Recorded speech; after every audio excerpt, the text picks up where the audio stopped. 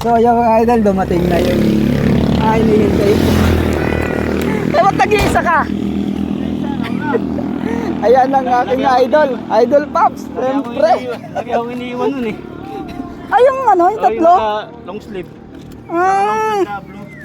So yun, kasama natin yan dati sa Motorista Philippines. Ngayon ko lang uli siya na-meet, no? Siyempre sa tagal na ng panahon mga idol. Ayan. Follow nyo yung kanyang page, Rodolfo, mga idol, Estuaria. Ayan. Wow!